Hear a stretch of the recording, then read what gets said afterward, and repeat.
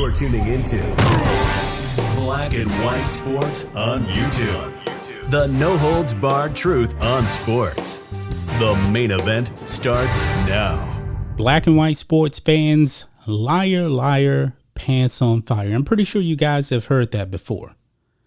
Now, that brings us to the NFL and actually Grambling State University head football coach Hue Jackson.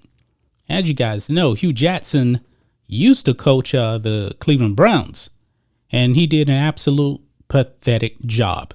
He was fired, but he made some accusations, folks. His accusations were that the Browns paid him to lose games and tank on purpose. However, guys, the NFL now has conducted the investigation, and this is the result.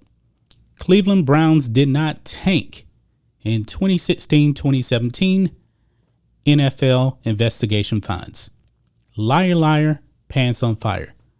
Let's read some of this, guys.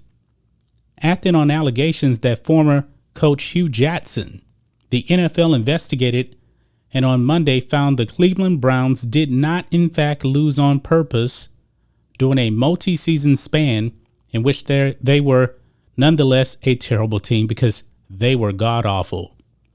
Following a 60-day independent review into comments made by Jackson that the Browns incentivized losing games during the 2016-2017 seasons when he was the head coach, former U.S. Attorney and SEC Chair Mary Jo White and a team of lawyers from the DeBevoise firm determined that none of the allegations could be substantiated. Of course, and they actually mentioned it right here.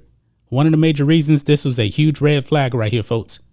It says, of course they couldn't because the chief accusations were made by Jackson and he refused to speak with the investigators because he knew that he was lying. If you were telling the truth, you would actually talk to the investigators, but no, you didn't want to do that. So the investigation found no evidence to suggest that the Browns' 4-year plan or the club's ownership or football personnel sought to lose or incentivize losses and made no decisions deliberately to weaken the team to secure a more favorable draft position. The review included what the NFL states is, quote, the full cooperation of the Browns and interviews with Jimmy Haslam and current and former members of the organization. In other words, guys, nobody backed his claims. Jackson initially agreed to meet with the investigators, but ultimately did not do so because he knew he was lying.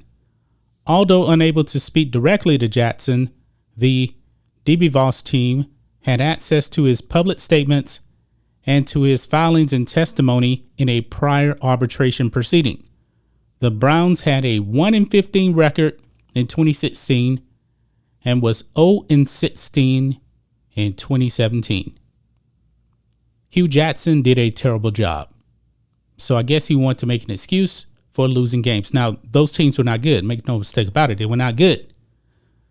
The club, in its defense against the allegations, produced, quote, thousands of pages of documents, including emails, texts, internal memos, and presentation decks, as well as other material relating to the club operations and the filings and testimony in the arbitration proceeding between the club and Jackson per the NFL. This investigation ends as the investigation of the Miami Dolphins continues. White is similarly leading an investigation made primarily by former coach Brian Flores, who is suing the NFL, by the way, who claims the Dolphins plan to lose games on purpose in 2019, and owner Stephen Ross offered him, Flores, $100,000 per game if he loses them on purpose. Flores alleges his refusal to tank ultimately led to his ouster in Miami, which there seems to be no evidence right now that was the reason why. Apparently, he couldn't get along with the GM, who is black, by the way, and Tua. That's the reason why Brian Flores no longer is the head coach of the Dolphins. But Hue Jackson, man, this is not looking good for Brian Flores' claims that the Dolphins incentivized him to tank. But guys, what do you think of this Hue Jackson? What does this actually do to his reputation? His claims debunked by the NFL, and this man never cooperated in this investigation. And guess what? It came up flat. It was all a lie.